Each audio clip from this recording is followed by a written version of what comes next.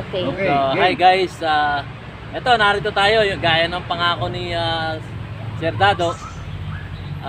Tayo i-interviewin natin siya.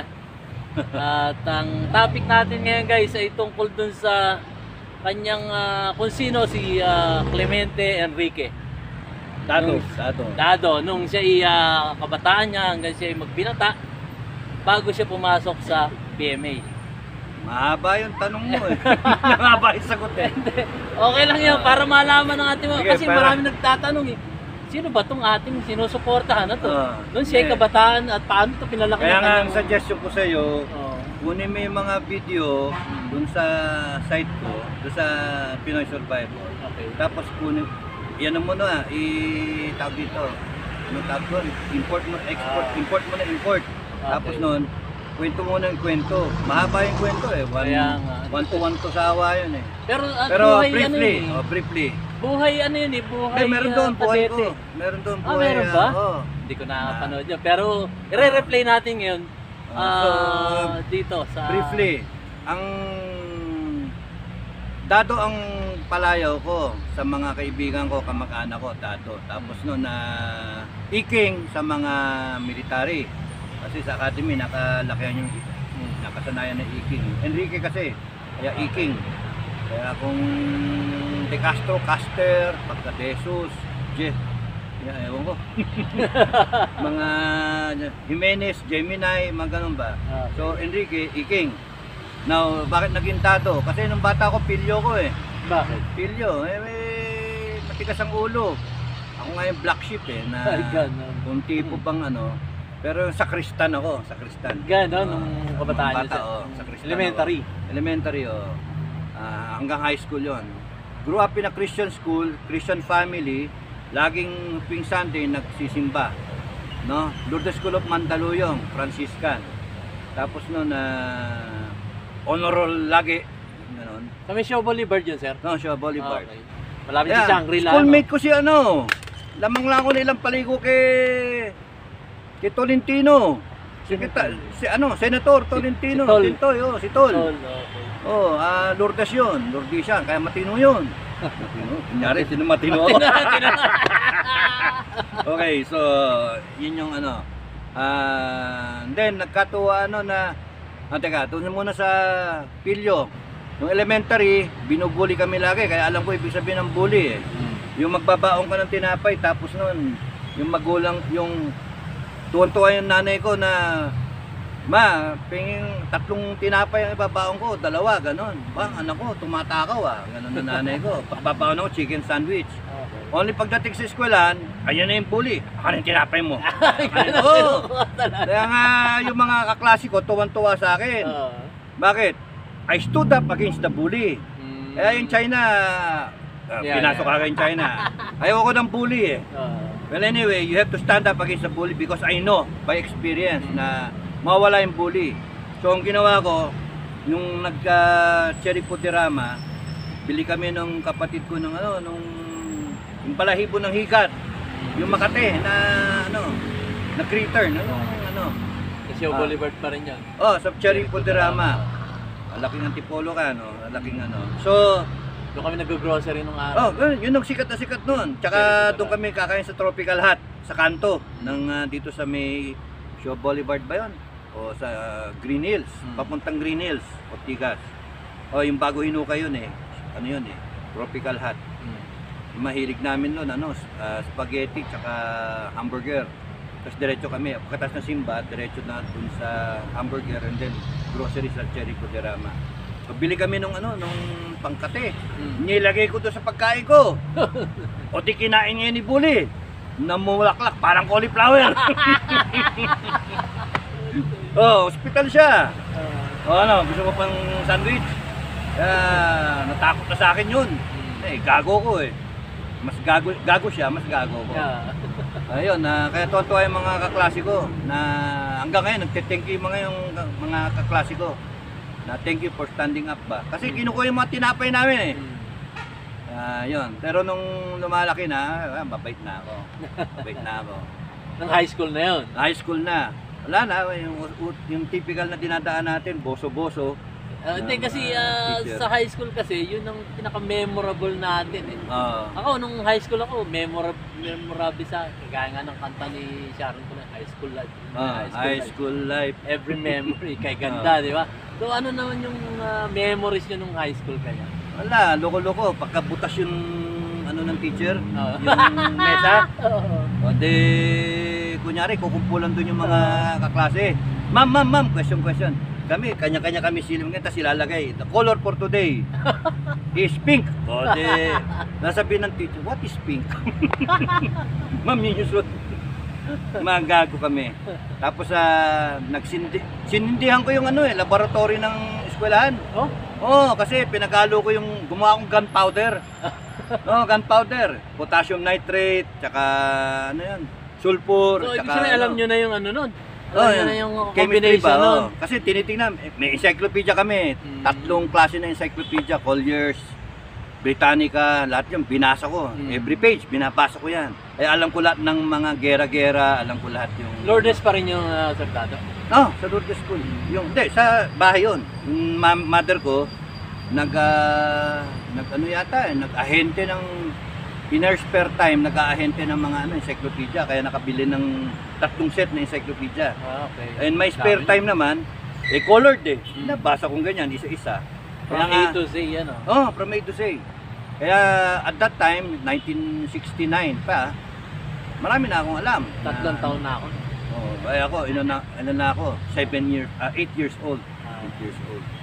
Dumede ako hanggang grade 3. Grade 3. Humingi pa ako ng ng bote ng gatas. Tapos noon, Tiyagong akyat ang tawag sa akin. Lahat inakyat ko. Ako tagalinis ng bubong namin, yung gutter, kasi nalalagyan ng mga dahon Ako umakyat, very daring ako umakyat. Hanggang sa may time na nahulog ako sa puno. Buti na lang nandun yung mga tuta, yun ang sumalo sa akin. Patay yung tuta. So yun, yung mga kwento ng childhood. Yung tatay ko, kinukuha yung mga tirador ng kapitbahay, mga bata. Kukunin ko naman ngayon. Tapos pagka napagalitan ako, titiradorin ko yung bahay namin. Titiradorin ko yung mga bahay namin at yung mga bintana ba. Galit na galit ngayon yung father ko sa mga kapitbahay na bata. Tapos abulin niya. Ako kinukuha yung mga tirador, pinamimigay ko ulit back sa kanila. Tapos makit nga ako ng Makopa, ng Bayapas, Chico, binebenta ko. Doon ako natuto ng papiso-piso. Kakaroon ako ng pambili ng ng mga sa eskwelahan, yung mga juice ba. Snow cone. Snow cone pa tawag doon. So yun yung high school, party. Kaya ako naging dado. Kasi nung bata nga ako, pilyo, tarantado, ang tawag sa akin ng kuya ko. Ay utal. Tadong, nakalakihan. Ngayon nung nagsasayaw kami na may girls na, anong pangalan ko? Sabi ko, June. Junior, sabi ng babae. June. Hindi to bagay sa akin. Kasi masyado daw malambot. Masyado daw palitan ko raw.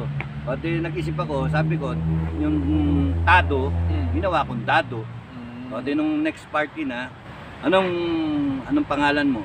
Dado. Kaya pala ang layo nun sa Malayo, yung Clemente sa Dado. Enrique, layo. Pwede pa yung Iking dun sa Enrique. Iking. Dado, sabi ng Ang babae, layo nga. ang ganda ng pangalan mo. Kalinya ng Bruno, Baldo. Parang mas kulado. Siga ba? Tapos nagkatuwaan kami na kumuha exam sa PMA. Na pa ako noon. Yun nga ang next question ko, Sir Dado, na may inspirasyon ba kayo o kumbaga may nag-inganyo ba sa inyo para pumasok sa ating... Actually, yung father ko, nag-ROTC yun. Ka-birthday ko, isa niyang kapatid na namatay nung gera. February 5 din yun. Namatay daw na nakikipaglaban. Yung father ko, binibias ako ng tatay ko, nang sabi, dami daw niya sugat sa gera, yung ganun-ganun ba. Hindi naman lumabas. Yung tipong hinihero worship mo yung father mo. Dahil ROTC. Oo, ROTC. May mga picture pa na may 50 caliber na gano'n, nakagaran. Sabi ko, bilib na bilib ko sa airpads ko. Ngayon sinabi ko sa dad ko, Dad, pasok ang PMA. Sabi ko gano'n, ang maganda yan. Pinagmamalaki na ngayon sa kapitbahay. Papasok yan ako sa PMA. Gano'n. Ngayon, sabi, ay sundalo, mahina ang sweldo. Pero, pagka umakit ka na rangko hanggang sa mag-general ka, okay yan. Sabi nga nun. Sabi ko, sige, papasok ako kahit mahina ang sweldo. O di, nag-take yung mga barkada, ako hindi nag-take. Yung mga kaklase ko, panay mga anak ng PA Mayor Class 51. Panay class 51 sila doon sa eskwelahan. Yung batch nyo doon sa... Sa 77 na 77. high school. Batch 77. So, 2 years pa akong mapuwa. Bakit? Sabi kasi ng dad ko, ang hearing daw niya, tsaka yung kaibigan niya, Colonel Philart, sa opisina yata, pinukwento, maganda daw, may background sa college. So, 2 years ako, engineering. Okay. Kinuhanan ko lahat na exam, pre-med, UST, BS Mathematics sa Ateneo, Geology sa UP, pasado lahat ha. Lasal Management, tapos nun San Beda Law, lahat yun. And then Engineering Mapua. Doon ako pumasok sa Mapua, following the footsteps of my father. So kumbaga sa just in case na hindi matuloy, engineer ako. Kung matuloy ako, P-Mayor ako. So 2 years ako naghintay. From 16 ako nag-graduate sa high school. Bata, di ba? Kasi hindi ako nag-grade 7. Grade 6 ako, biglang akyat ako ng first year high school. Acceleration. Accelerated. Okay. Kaya nagkasabay kami ng kuya ko na parehong first year. Ang usapan na lang doon, kung section 1 siya, section 2 ako. Okay. Tapos palitan kami. Sabay kami nag-graduate ng So, batch accelerated 77. pala kayo, ano? Chamba, swerte. Malakas sa teacher. meron din palang kahinatnan yung magbuhat ka ng mga bag ng teacher. Actually, binaba nila yung average. Ang average nun is dapat 85. Pero ang average ko was 84.78, parang ganon, if I remember right.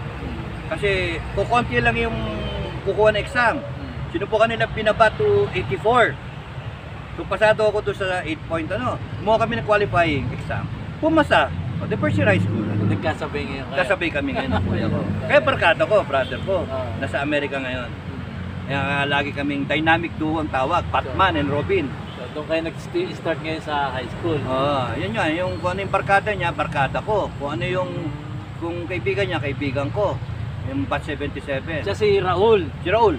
Yung nakilala mo. Yung nakilala ko sa comment. Nakilala nga sila. Doon sila nagkakilala, yung brother ko. He's now in the US. Tapos then nagka-graduate ng, actually, scouting nga kami noon Galit na galit yung father namin, bakit kami senior scout. Senior scout. Dapat CAT. So, nung huli na, minalaman ako na cadet officer, pumasok ako, ang bagsak ko, sarhento, MP. Pinakasiga ng MP, yung ganun ba? Military police. Military police. Tapos nun graduate ako ng MP of the Year sa eskwelahan. And then pasok sa Mapua, may ROTC. Actually, hindi ako mag-ROTC. Pahaba ang buko Yung hippie-hippie type. Uso nun yung nilalagyan yung sa eskwelahan, usong-uso yung corruption doon ng ROTC. Baka madimanda ako Mapua. ROTC, college na, College diba? na. Yung high school kayo, nag-CAT. CAT. So, nasa college na tayo ngayon. ROTC. 2 years ako. Hindi ako ayoko mag-ROTC. Bakit ako naman mag-ROTC? Sabi ng ganun. Mas maganda mag-party-party, mga ganun ba? Typical na parang burgis na walang pakialam. Pero, nung may sumingil sa amin 700, 5 araw, 5 attendance, 5 na Sundays. Bayad ako, 700. Laking halaga pa yung 700, laki na. Naiipon ko yung baong ko Tsaka, nag-Game of the Generals ako. Nauso yung sport na yun, di ba? Yung Game of the Generals. Nakatalikod Salpakan. National champion ako roon. Oh? National champion. Dalawa kami ni Rick Comaling. Magaling kayo sa Strategy. strategies na Player ako ng eskwelahan. Ng high school, tsaka ng college. Kami nagkaiwalay-walay kami magkakabarkate. May napunta sa UP si Noel Ambrosio. May napunta sa Ateneo, yung brother ko. Napunta sa Lasal. Ano pa isa? Basta, kami. naglaban-laban kami. But- Yung Game of the Generals. Game of the Generals, Ganda Tapos parang ano ba, pero mahilig na kami maghilig ng sundalo kasi nung panahon natin, naabutan kami yung combat. Yun, ako si Vic Moro, siya si Rick Jason. Text namin yun. Ay, kung magawa pa ako ng baril, nilalagyan ko ng watusi sa dulo, kakaskas ko sa pader na ganyan, ay gaganyan ka, o di, nangahabol pa yung watusi. Takot na takot yung nanay ko, ano ba yan? So yun yung kwento. Ay, bata ako, may isa pang sinindihan ko yung bahay namin. Oh, bakit naman? Nagsabay yung utos yung nanay ko, tsaka yung tatay ko. Sabi ng tatay ko, kunin yung sigarilyo niya, tsaka lighter. Sabi ng nanay ko, kunin yung fly swatter, ano ko ng mga langaw, mga bangaw, ang daming bangaw Kasi yung kapitbahay nun, wala pang pader, hagwire lang, may babuyan. Usong-uso pa yung babuyan sa Manila So, mabaho. Naglalangaw. Magpatay daw ako magpatay. Tsaka may mga malalaking langgam na nagko-cross doon sa hagwire. So, pinapatay-patay ko ganyan. So, pag sindi kong nung sinasabi Dado, nasa na yung sigarilyo ko, yung lighter. Ang ginawa ko, sinindihan ko yung fly swatter. Yung fly swatter na nung kasi tumulo ngayon doon sa kama, sa blanket. Hindi ko alam na nagsisindi na nagdikit na. Maya na yung bumbero. Andyan na lahat. Evacuate buong barangay. Tapos Ibig meaning to say, nasunog yung bahay. Niya. Nasunog yung bahay. Na-evacuate yung buong barangay. Buti, hindi ka binaril Tapos, patay mo. Hindi. Nung lumapit sila sa akin, ito yung tutusan ko ng kumuha ng lighter. Yan. Sabi ko, kulong na raw ako. Naiyak ako nun akala ko talagang culprit So at that young age nalaman ko na pagka magiging criminal ka ganun pala ang treatment So anyway, fast forward. College na. So after 2 years dapat class 81 ako sa PMA. Kaso hindi ako sa high school pa lang pwede naman waiver. So nag 1 year ako sa college muna. Class 82 sana, hindi rin natuloy. Kasi yung papel ko na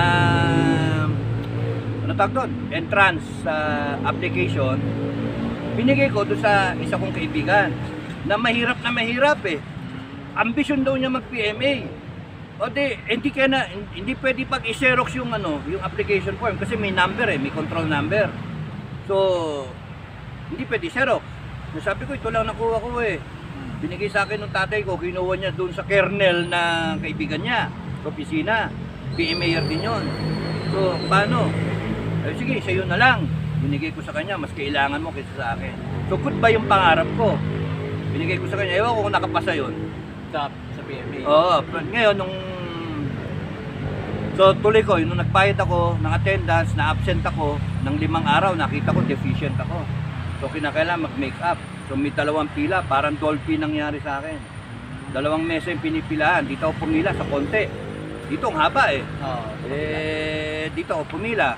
Dito sa kanan, yun yung pila ng mga make-up. Yun yung absent. Dito sa Kaliwa, volunteer ng COCC, cadet officer. Kaya nga nung pagpila kong ganyan, sigurado ka ba? Yes sir! Yes sergeant! Ganun, di ba? Bumalik ka dito, May! Magano ka, mag-shine ka ng sapatos, mag-ahit ka, etc. Pagupit ka. Yes, sergeant. Tapos hindi na ba ako magdadala ng karet? Anong karet pinagsasabi mo? Kasi nang tatapos ang damo, dapat yung school ground. Walang karet-karet, basta pumunta ka rito. Dala ka ng ballpen, tsaka ng notebook. Ayan na, bumalik ako, May 27. Kumayo tong commandant, si Colonel Pinto, class 51, ng PMA. Marines ganyan, naka-brace up lagi. Congratulations, you are one of the few chosen. Sabing ganun, mga banat niya English Tapos matapos yung magsalita, volunteer, ganyan-ganyan, 1 month na training, rigorous training daw, and then you will become cadet officers. Pagkatapos nung natapos siya, any question? Taas ang kamay. What is your question? May I resign, sir? may I resign, sir. Ginulpe ko! Ginulpe ko ng mga opisyal, ng mga cadet officer. Ginulpe ko, from colonel down the line, ginulpe ko. Uwi ako ngayon, pasapasa yung katawan ko. O, bakit ka ganyan-ganyan? Sabi ng tatay ko. Hindi ko naman masabi na pasapasa eh. Ha, sakit lang katawan ko. Tapos sabi, ano daw ako? Bakla. Eh, mahina. Yung minaliit ka ba? Ay, tarantadon to mga to. Ano, pakan ko na nga kaya. Ano, pag yung aawayin ko na. Hindi, sabi ng dad ko, hindi, patunayan mo hindi. Pasukin mo. Tapos pakita mo, kaya mo. Tignan mo yung tatay ko, no? Dukulo ko rin. Malangit nawa. Ayun, yun nangyari. Tinapos ko. Yung dalawa doon, magiging kaklase ko sa PMA. Yung dalawa doon, magiging underclass ko sa PMA. Yung batch namin na yun, 12 lang yun eh. 12 lang kami naka-ikatapos. Ano, 12 lang talaga yun. And then, yun na. Nung cadet officer na ako, Pinadala na kayo dito. hindi pa, first lieutenant ako, pinahawak sa akin, panay 4th year. Yung mga imposible na mga ano, pinakapangit na unit ang binigay sa akin. Naging, ano yun, best unit sa Mapua. Kita mo yun, naging ano pa eh. Naging model company. Dahil pasok ako sa academy, kumuha na ako exam. Kawa naman ng ano, langit eh, pumasa. Ayun na, nagplebo. Hanggang sa natapos ko yung 4 years academy, hindi ko kalahin magdano ko, Corps Commander sa PMA. Mag-Corps Commander ka sa ROTC, big time ka na nun, di ba? Oo. Pero mag-Corps Commander ka sa PMA, pinaka-the big time yun. Kasi ilan lang kayo eh, taon-taon. Tapos makuha ko straight. Kasi minsan, dalawa kayo eh, o tatlo, nagpapalit. Yung sa akin, swerte eh. Mula nung class 80, 81, 82, 83, 84, 85. Straight yun, walang palitan. Buong taon, nakuha ikaw yung papatakbo. Maganda yun eh, magandang training yun. 1,000 kadete hawak mo. So, it's an honor and a privilege na maging first captain ka ng klase. Yun. Yun yung ano. And then, from the academy, nagano na kami, nag-scout ranger na. Tapos yun na, napasabak na. Volunteer ako. Air Force sana ako eh. Gusto ko Air Force. Gusto ko fighter pilot, parang Top Gun ba? Oo. Iba si Tom Cruise, di ba? Style Tom Cruise eh. Ay ko, Top Gun, fighter pilot, kahit mukhang flying coffin yung mga jet natin. Yung mga kakang. Tora-tora pa nun. Hindi, may mga jet tayo, mga F5. Ano ba? No, may F5 tayo. F5 na segunda mano galing US. Magsi-shades ako. Tapos nun, talagang fighter pilot, di ba? Ray-Ban tayo. Ray-Ban. May Ray-Ban ako talaga noon. Magko-cover all ako. Style ano nga, Tom Cruise.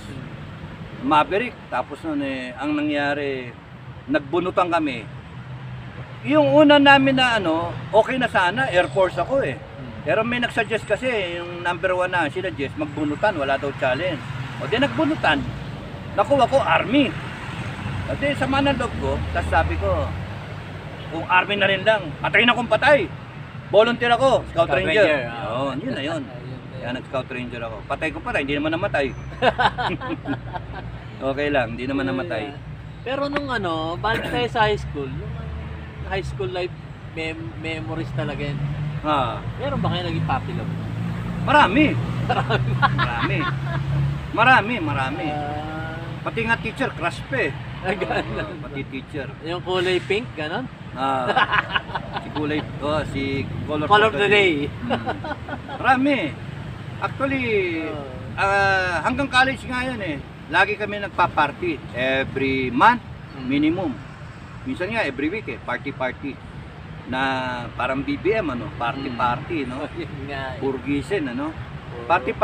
Pero, we were all growing up eh. Swerte ko lang, na nandito ako na sa pamilya ko, sa mga parents ko, na alas 10 pa lang, uwi ka na dapat. Sabi ko, alas 10 alas 9 nagsisimula yung party. Nagdadatingan pa lang yung mga babae alas 9. Tas papauwi ka alas 10. O sige, uwi kami alas 10 ng umaga. Hindi, uwi ako ng alas 10 ng umaga, technicality. Galit na galit, mababan ka, hindi ka pwedeng lumabas, yung gano'n. Tatanggalan ka ng salary, baon. Ang baon ko lang naman nun, pa 20 pesos. Pero, natitriple ko yun eh, kasi kaka-Game of the Generals nga, kasi piso-piso isang laro. Pagka umupo ako ron, wala nang anuhan, wala nang alisan yon. Kaya minsan magkakat pa ako ng classes. Eh ang ginawa ko schedule, umaga yung unang-una 7:30, tapos yung uli gabi. So 7:30 ng gabi. Eh 3 oras 'yon. So matapos ako ng mga 10, 11 ganon. So in between yung 7:30 isang oras o kahit 3 oras, in between wala akong ginagawa. Game of the Generals ako. Kaya ako naging player sa eskwelahan. Nahasa eh. Yun yung ano. Kumbaga, doon naman tayo sa pagdating dito. Tapos na, nag-MA ka na. Nag-asawa kayo. So, may mga anak kayo. Iba-iba. Sino si Sir Dado sa pamilya? Iba-iba. Paano siya magtrato sa kanyang mga anak, yung buhay pamilya na? Nung una, disciplinarian ako sa mga bata. Kasi yung... Ayoko nang, if I can do better than my parents, I'm doing it. No? Maigpit ako, pero yung, kumbaga at the same time, niluluwagan ko rin, ayoko rin ng, kasi mga bata ngayon, iba eh. Impitan mo, lalo magrebelde. Yun nga eh, ganun. Kaya dapat, ang style mo ngayon, mga parents, no? Ang style niya dapat ngayon, you maintain a communication level sa mga bata. Imbis na sabihin mong bawal yan, sabihin mo sa bata, bawal yan, pangit yan, kasi ganito. Hindi yung sasabihin, outright, dictatorial, bawal yan, wag. Parang military discipline. Mali. Magre-rebelde. Kaya kunyari, babae anak ko, sasabihin mo, wag, bawal yan, wag kang maglalabas. Kasi ang iniisip ng magulang, baka ma-rape ka, baka pagsamantalahan ka, baka lasingin ka, baka lagyan ng ecstasy yung iniinom mo. So, hindi mo in-explain eh. Magre-rebelde ngayon yung babae, lalo yung gagawin. So, if you explain, kasi ganito, baka ganito ang gawin sa'yo, ganito, ganyan. And then you educate yung anak mo na kung bakit. Mas maganda yung ganon, yung you be the friend. Better relationship. Be the friend sa ano mo. At saka I'd rather na may for the safety ng mga kita mo sa mga vlog, hindi ko kinukwento yung ano ko, yung personal na life. Safety ng mga bata. Kasi hindi mo alam na baka merong gustong gumawa sa'yo ng katarantaduhan eh. Ayun. Meron nga nagsabi na ano ko sa pamilya, yung broken family, yung mga ganon. They don't know shit kung ano yung totoo eh. So, I leave it at that. Ayoko lumitaw yung pamilya ko eh. Sinesafety ko ever since. Simula nung natuto ako kay Pilipino, kay Canyeso, ganon ako. Kumbaga sa ano, better na ganon eh, incognito yung mga bata. Kasi sa dami nung ginanon mo na mga kapila, mahirap na, baka balikan ka eh. Yun. Parang okay ako sa mga bata. Basta mahalaga yung communication. Yung in good terms kayo. Lalo kung lalaki. Eh bakit tinuturuan pa kung paano magligaw. Kung paano maging gentleman. Paano ka tatawid ng kalsada? May kasama kang babae. Doon ka sa kaliwa muna. Tapos halfway, lipat ka, punta ka sa kanan. In danger side. Ikaw yung palagi ka ikaw ang nasa mabangga. danger side. Ayan, tapos nun, pagka kakain kayo, hayaan mo, pakainin mo na muna yung ano mo, girlfriend mo. Hindi ikaw ang lalaklak ka, tapos nun eh, wala, hindi mo iniisip yung girlfriend mo, anong klase ka. Kasi nakikita kung ganun ka, boyfriend pa lang, eh paano na, pagkaasawa na. Take it for granted na, di ba? Tama. So ganun, may mga, pero hindi naman natin hawak lahat ng ano eh.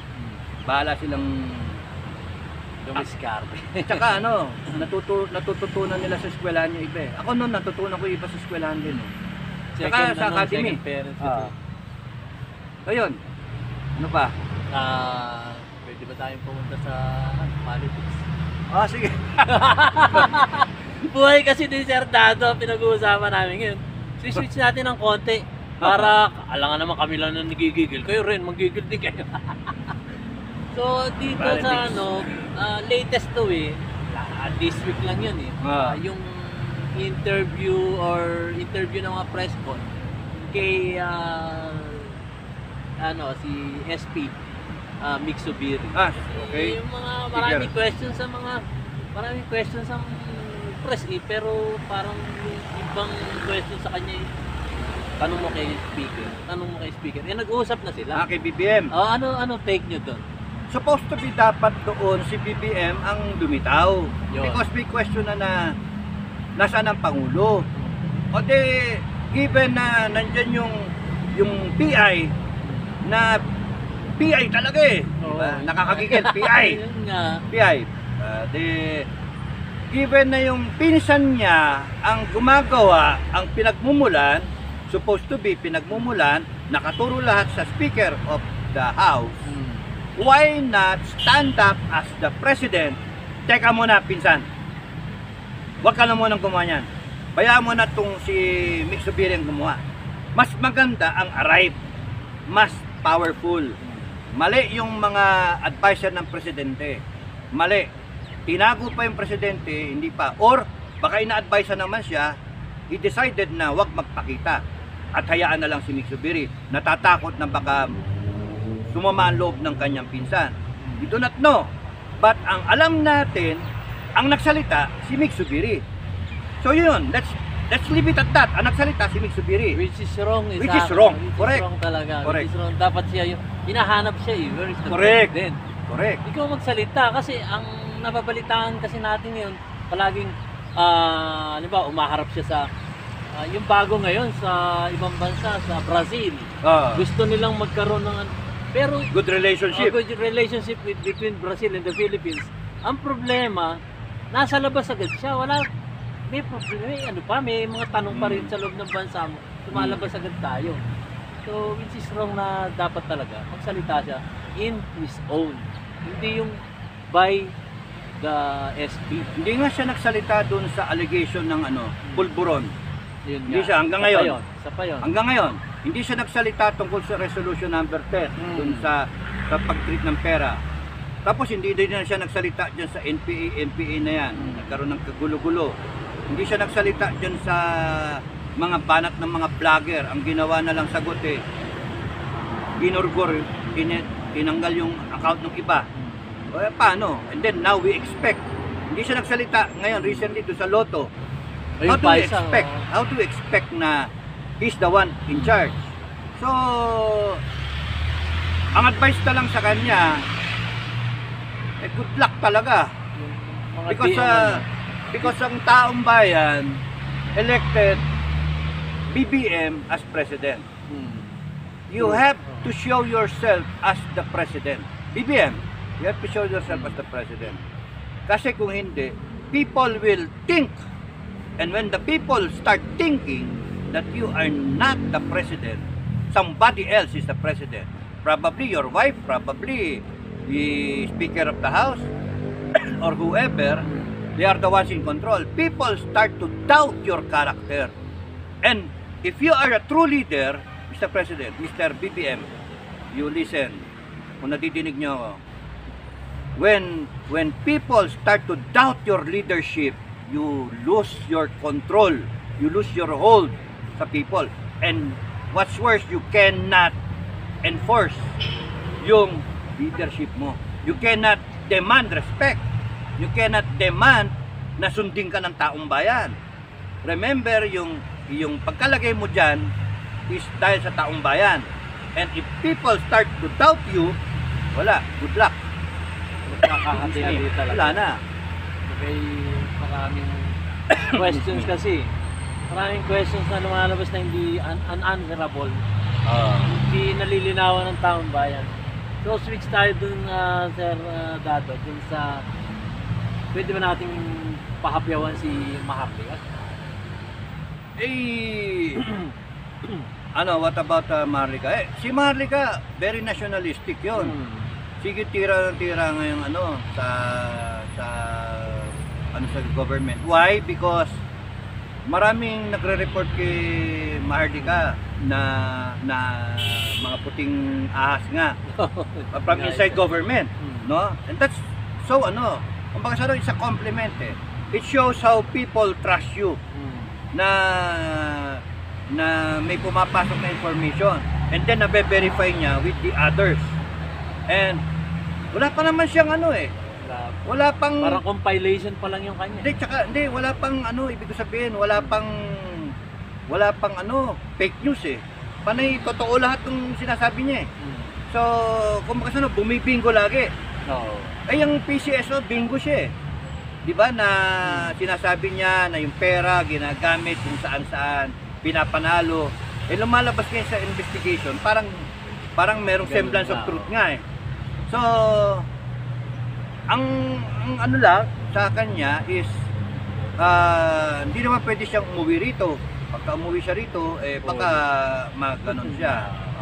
Pwede mangyari. Ah, Iba yung batas dito sa Pilipinas, iba yung batas sa US. Tapos iba, naninira naman, sinasabi, kasi nandiyan ka eh. Wala ka dito sa Pilipinas. Naman, nandito si Macanas. Hinasuhan. Kaya So, yun yung Pero, generally, I see Maharlika as a national treasure. Generally, I see her as a national treasure. Kasi, pwede naman hindi siya nagbablog. Kapabubuhay siya, walang vlogging. kaya Pwedeng ganon. Baka grabe yung paninira sa kanya ng administration kasi nasasaktan eh. Administration eh.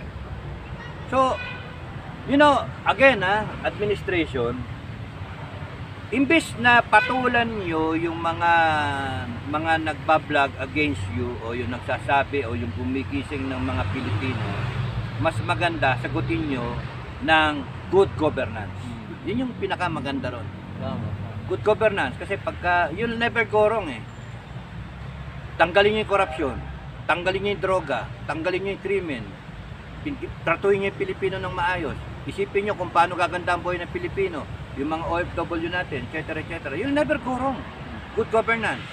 Ano ginagawa ng administration? Wala eh. Tinipis at tinitiris yung mga nagbablog against them.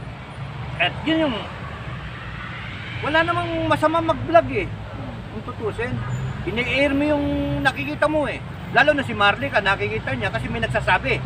Ini-air niya yung mga sinasabi sa kanya. May nagrereklamo from sa mga general na pinapatukan to the LT, yung PCSO, tapos yung mga korupsyon sa gobyerno, everything. So marami nagre-report sa kanya kasi nandun yung tiwala sa kanya. And maganda yon. Better na merong isang Maharlika kaysa sa wala. Kasi yan. Mas masahol pa nga nung nakaraan ng mga balita, yung mga pangkikritisismo sa mga presidente nung araw. Simula nung kay Pinoy. Kay FBR meron na rin. Meron na rin kay Kay FBR. FBR meron na rin. Kay kay Estrada. Tapos sumunod pa si Gloria. Marami din kay Gloria, di ba? Marami rin, Tapos hanggang sa kay Pinoy, yun. Binakbakan din si Pinoy nun. Si Noynoy Aquino. Kaya nga eh, maganda na nandyan yung si Maharlika. Well, may manira sa kanya, siraan. You will not change the issues eh. Nandyan yun. Hayaan na lang natin. Iba natutuwa sa kanya, iba nagagalit. Pero generally, she's doing good for the country. Yun yung doon. Yun ang tingin ko doon.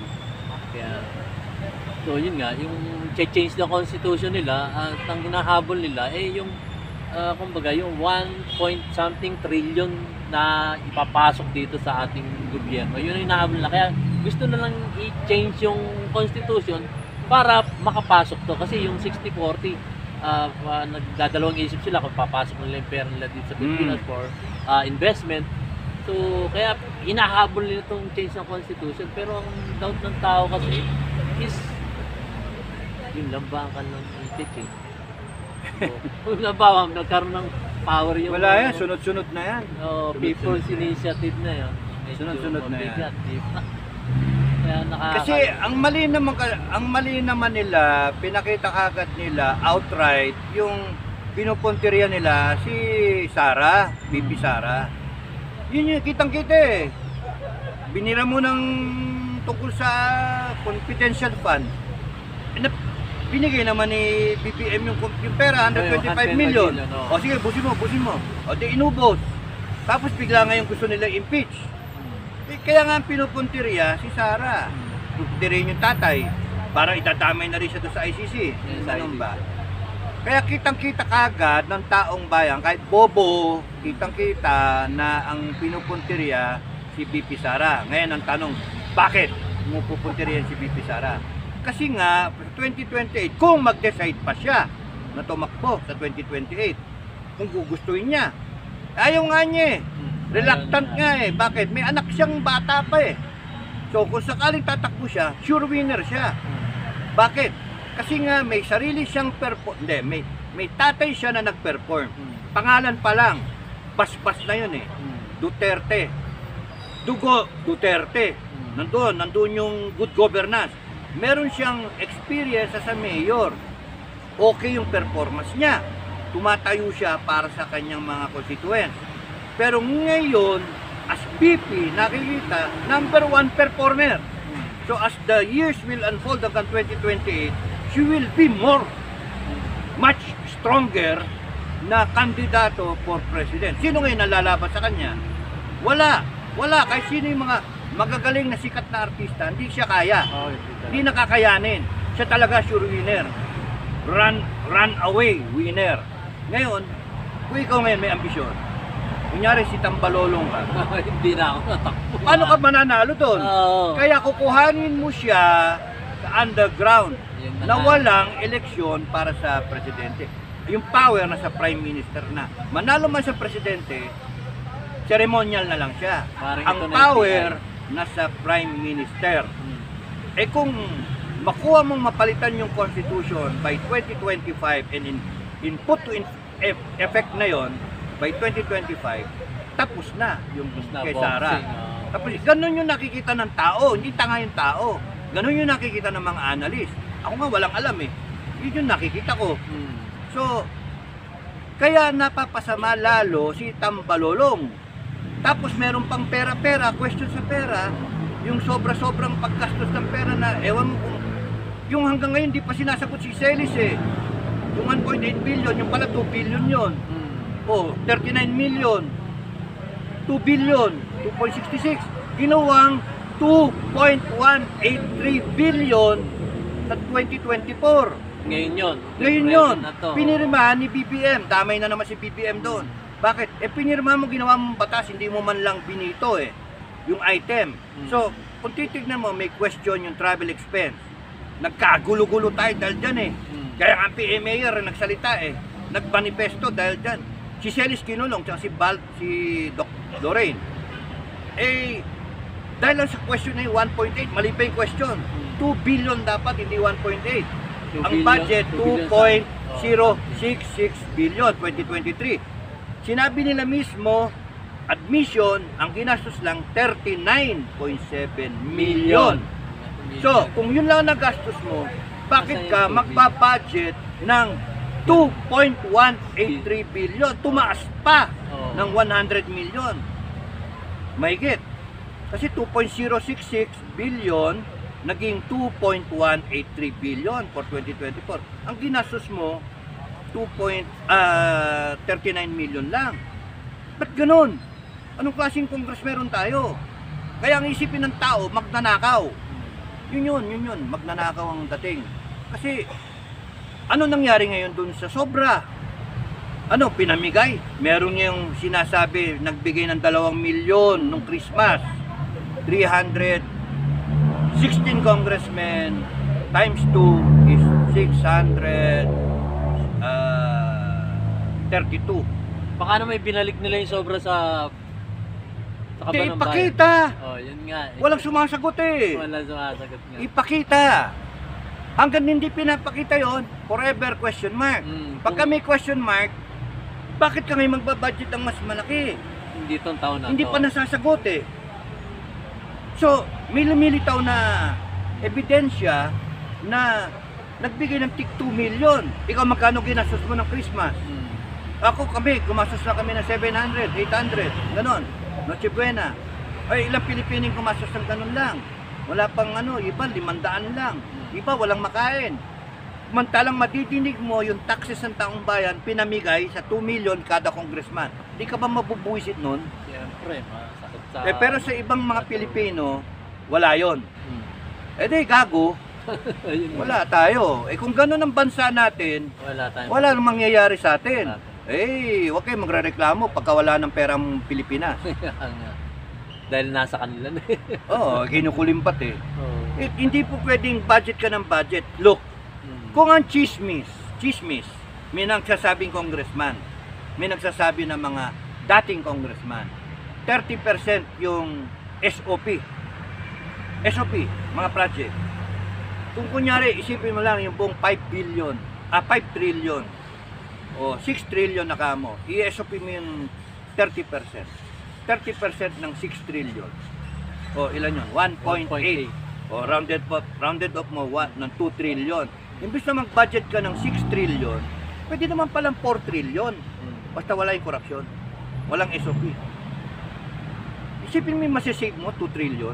Bayad mo sa utang natin na 13 trillion, o di magiging 11 trillion na lang. And so on and so forth. In 10 years, ubus yung utang natin. Wala na tayong utang. Pero hindi. Sige, corruption. Sige. And here we are stuck with a government that is not addressing corruption. Mamanahin yan ng future generations ng Pilipinos. Susunod, anak mo, apo mo, lahat yan. And then, the new crop of politicians, ganun din. We walked into it. Parang si Reyes. I walked into it. Merong pabaon. Ngayon, sasabihin ng mga congressman na, ay, masarap pala dito. Liquidation by certification. Kung 2 milyon buwan-buwan, pipirma lang ako, honorable naman ako eh. Is that fair to the Filipino people? Is that what you want? Yung tanong. Ako hindi. Hindi, ginagago nyo kami. Wala eh.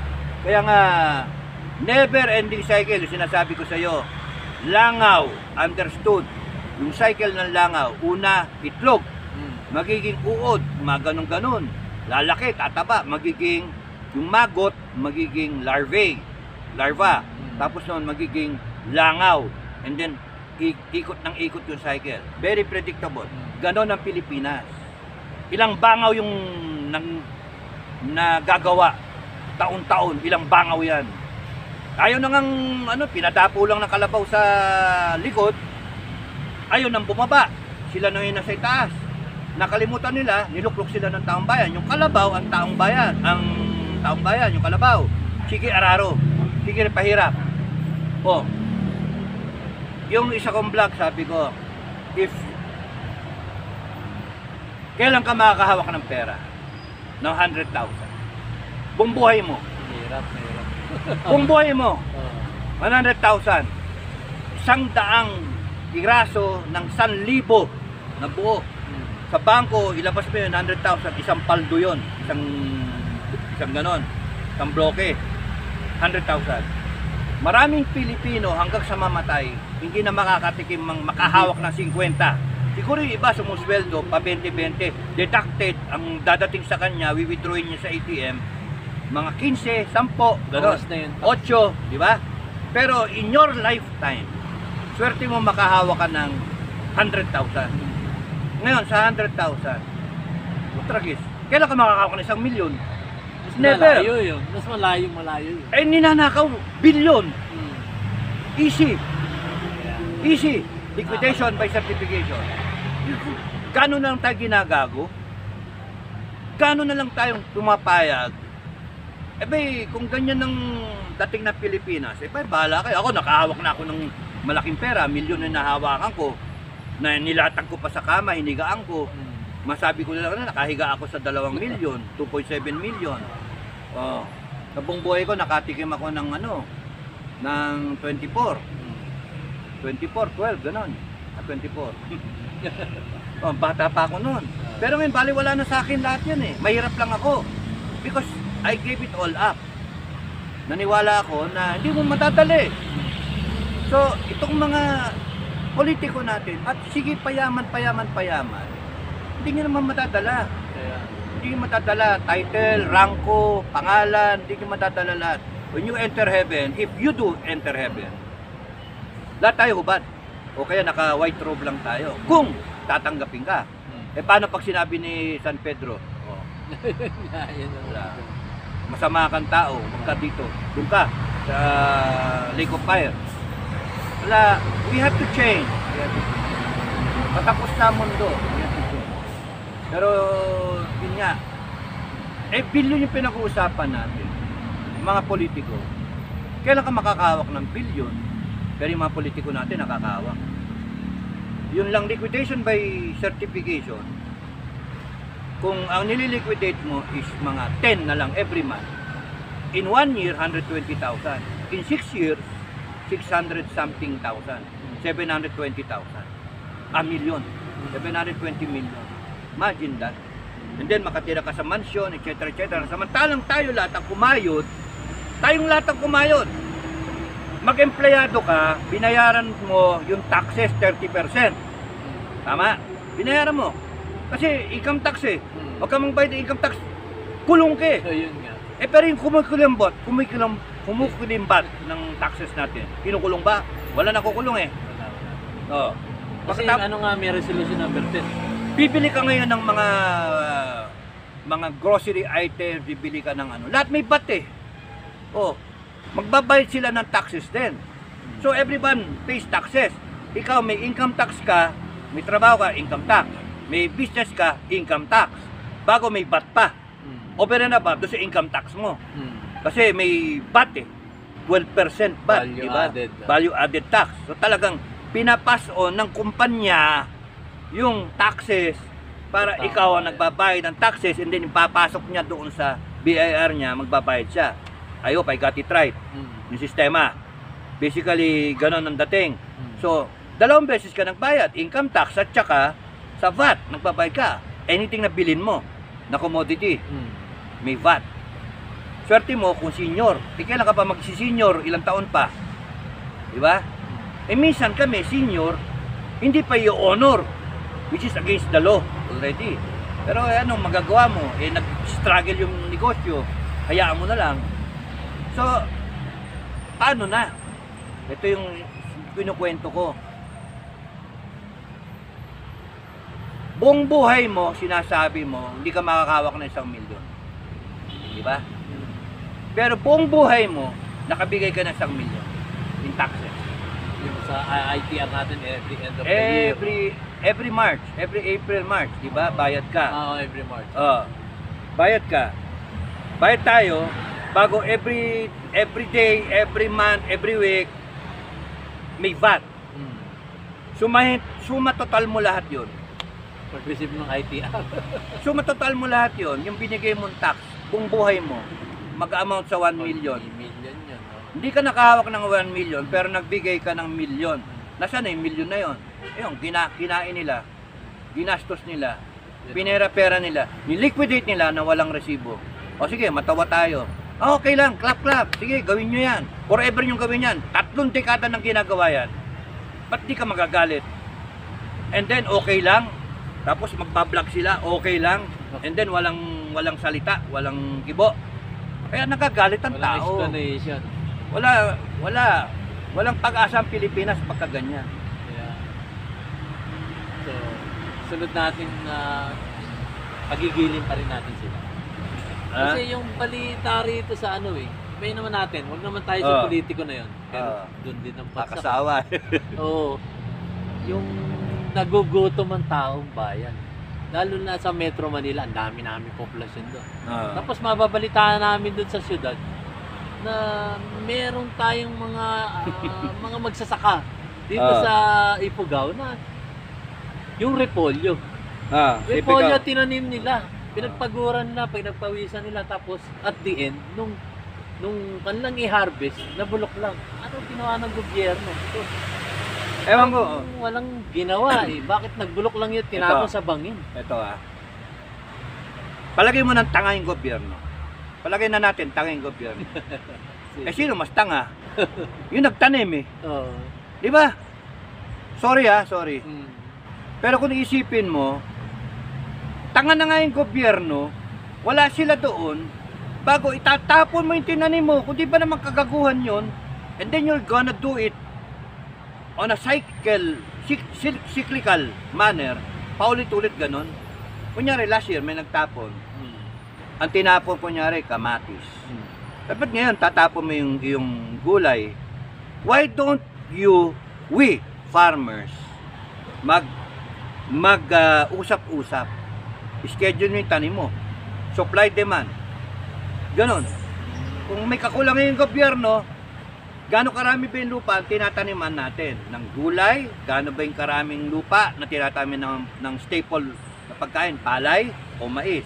Gaano ba yung tinataniman ng damo para sa mga baka, alaga ng mga hayop? And from there, organize ka, ano ba yung demand? Local at saka global. Walang problema yung global eh. Yung local. So kung kunyari yung balak mo, i-sustain mo yung local demand, then why don't you talk to each other? At siguro may tulong yung agriculture na hinawakan ni BBM na schedule natin kung ikaw nagpo-produce ka ng bigas, ng palay, how can we make you produce 3 times a year? 3 crop. Meaning, every 4 months, may ani ka. 3 anihan in 1 year. Ibig sabihin, maganda yung variety mong tinanim. Ibig sabihin, irrigated ka. Kasi pagka ikaw nag-3 croppings ka in a year, na maximize ko. Ngayon, ang gagawin ko na lang, para ko pararamihin, nandun ako sa 3 cropping. Ibig sabihin, irrigated ka na. Hindi yung high polluting na 18 billion na dam na irrigate ng thousands of hectares. Dapat ang isip 1 hectare. Farmer, ikaw, ilang ka? 1,000 square meters o 6,000 square meters. Yung talagang actual na yung ano ba? Pag-aari mo, 1 hectare, 2 hectares, 3 hectares. O sige, may irrigation ka? Wala. Wala. O sige, paano natin irrigate yung lupa mo? Meron bang bati sa'yo? Meron bang ganito? O sige, mag-solar tayo. Deep well, solar, 55,000. Maximum yung 100,000. Irrigated ka na. Ibig sabihin, 3 times in a year ka magpo-produce. Tama? Ganon din yung iba. And then, dadagdagan mo ngayon yung hectarage. Pagka nadagdagan mo yung hectarage, dadagdagan mo yung production. Dadagdagan mo ngayon yung demand na nasusupplyan mo. In between, doon mo titirahin ngayon yung middleman. Para yung palay, yung bigas, 20 o 25 o 30. Paunti-unti mo. Huwag yung 50, huwag yung 60. Because somewhere along the line, may nagdagdag, pinataas, and then ginastify, mas mura yung smuggling. Mas mura yung importation. Kasi dito, pinalabas, patong middleman, 60 na. Eh, mas mura mag-import, 50 lang. Nadja-justify yung yung pagkuha, pag-angkat. Pinapatay ngayon yung farmer. Tama yung sinabi mo wala naman kasing kikitain doon sa malaking dam. So yun yun. Pero kung ang approach dapat doon, empowerment ng maliliit dapat para makuha mo. So kung ganun na gawin mo sa palay, sa bigas, magiging self-sustaining tayo. Pag self-sustaining ka, nawala yung middleman, tama yung katiwa na idea, tama yun. Paikliin mo yung middleman, tanggalin mo yung middleman. Sa iba na lang kayo kumita. Huwag na lang tanggalin mo yung middleman kasi kada pase. Sipin mo, ganun din sa prutas Ang mura-mura bibilin sa'yo. Ganun din sa nyog, sa buko. Magkano lang ang buko? 4. O magkano ngayon dito sa palengke? 37, 35. 40 sa amin. 40. O sipin mo, ganun din sa dragon fruit. 50 bibilin sa'yo. Pagdating dito sa palengke, 150, 180, 200. O. Ganun din ang mangga. Ganun lahat 25, yung saging, pagdating dito, 50, 55. So may middleman kasi. Tanggalin mo yung middleman. Rekta na. Rekta mo, yun yung makita mo, laki na ibababa ng presyo. Farm to market na talaga. Kaya nga, organizing mo lang yung mga kooperatiba ng farmers, diretso mo, give them the ability, empower them to market their own. Provide mo yung infrastructure ng sasakyan. Kung paano gagawin yon. Tsaka yung storage facilities, etc. Link them up. Tapos yung problema mo sa storage. And then huliin mo lahat na smuggler. Katayin mo lahat na smuggler. Yung ganun ba? And then pagdating, ganun din sa iba. Prutas, gulay, ganun din. Yan. Ba't may tatapo repolyo mo? Sayang nga. Sayang. Eh kung pinamigay mo, ang dami na kinabang. Eh ba't mo na may pamimigay? Pwede mo naman di ibenta. So bakit tinapon? Ewan ko, kalokohan yun. Katamaran. Kasi bago mo palang tinatanim, dapat alam mo na kung saan mo ibebenta. Yung sino yung parokyano. Meeting of the mind. Seller, supplier, demand. meeting of the minds. Gaano katagal ang pechay? 23 days, 21 days.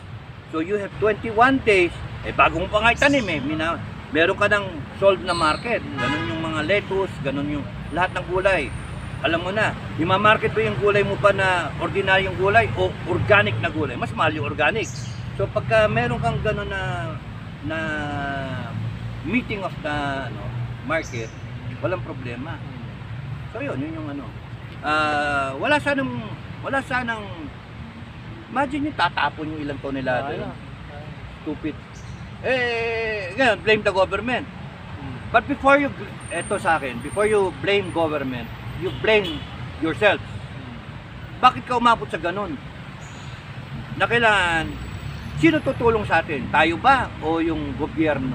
At bago tumulong yung gobyerno, tayo naisip ng gobyerno daming kapalpakan ng gobyerno. Ang problema sa ating Pilipino, inipilit nating sisihin ng gobyerno.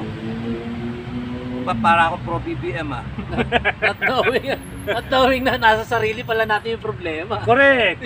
Sa atin yung problema rin. Tayo. Tama si General Luna. Na ang sabi nga niya napanood ko rin yun. Kalaban natin yung sarili natin. Ayun, yun nga Baga wala tayong willingness para solusyonan. Ang daming moving parts. Kung pinaplano mo yung itatanim mo, o ikaw muna, gulay ka, pechay, ikaw repolyo, ikaw radish, ikaw sibuyas. Rotate tayo, di ba? Or gawin natin central, cooperative. Kita mo, pagsamahin natin, divide natin equally. Tama, pwede, di ba? Ganun, cooperative ba? Walang lamangan kasi mas malaki kita sa sili o sa luya o may fluctuation yun o kaya sa sibuyas nagpa-fluctuate pero yung iba stable, yung sitaw stable yung presyo ganun na lang, okra ganun din hindi nagbabago, kamote tops ganun lang 50 yung kamoting bunga.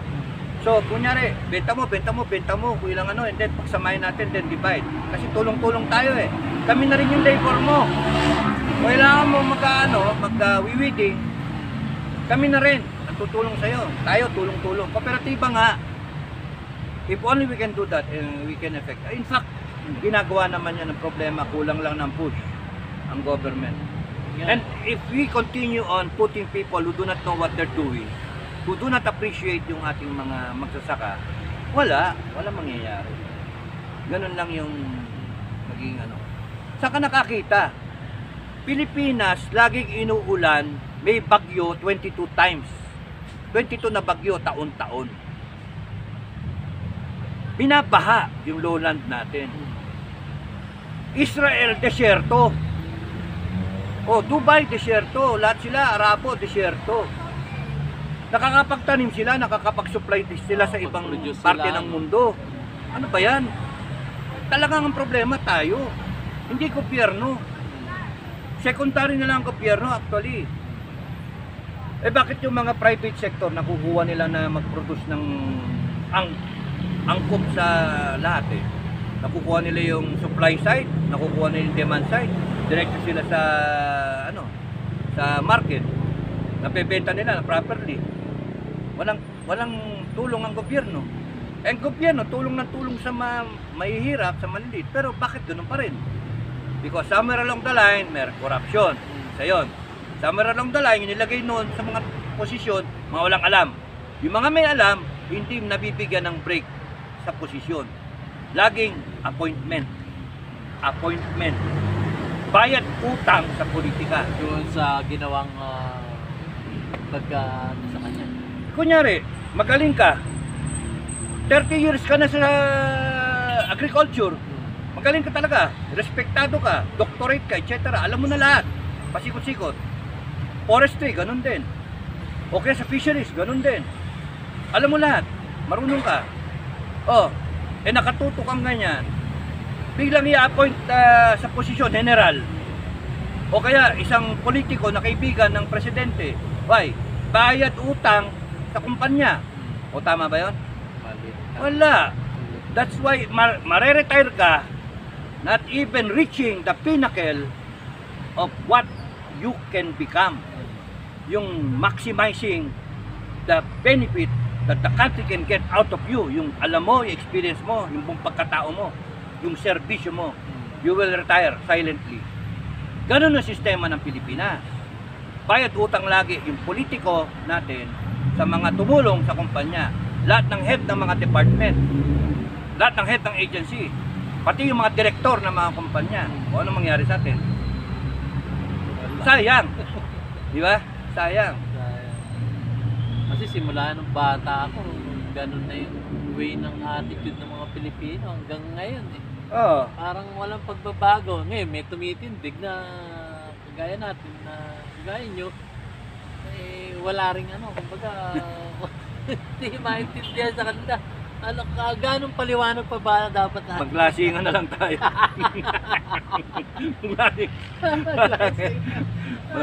Manchichicks na lang ako. Joke. Joke lang yun. Joke.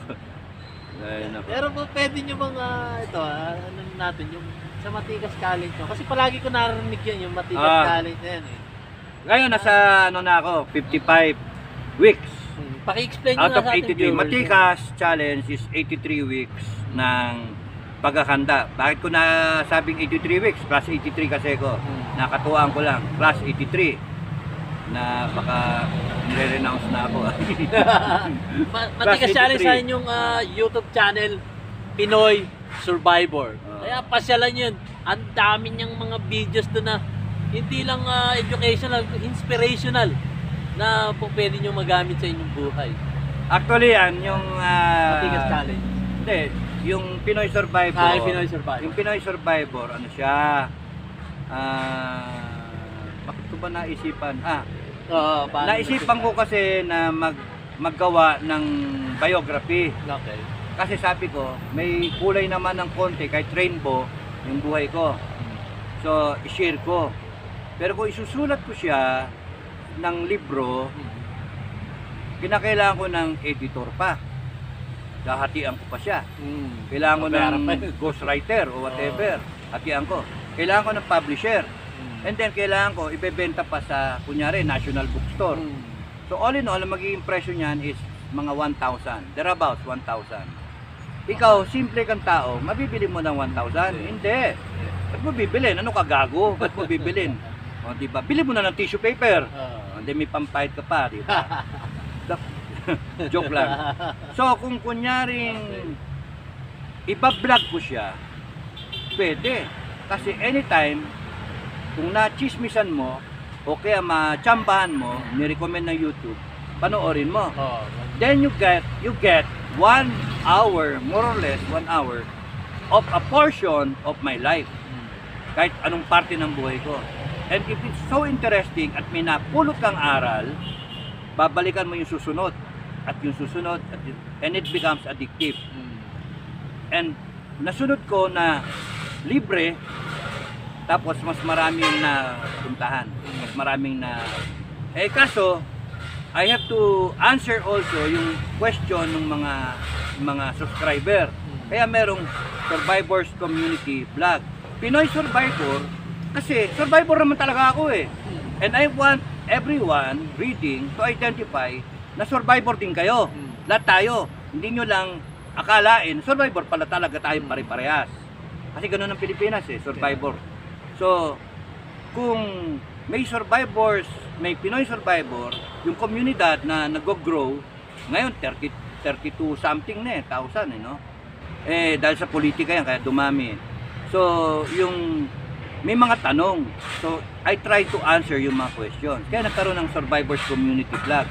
Doon pumasok yung politika na kaya yun, addressing yung mga question and answer. Parang yung sumunod yung West Philippine Sea, ano? Yun, yung mga ganun. Nauna. May Japita ako sinagot, may nagtanong about Japita, tinanong yung West Philippine Sea. Tapos, merong nagtanong din about yung sa Rap the Philippines, yung ganun ba. Kaya nagsimula ngayon yung political vlog. Kaya yung hindi ko naman intention na maging kalaban ng si BBM, binoto ko nga eh. Pero sobra na yung ginagawa, mali. So, ang advice talaga sa kay BBM, you do it properly, you will survive. Yeah. Ngayon, balik tayo, Matigas Challenge. It's a 83 weeks na paghahanda. Bakit?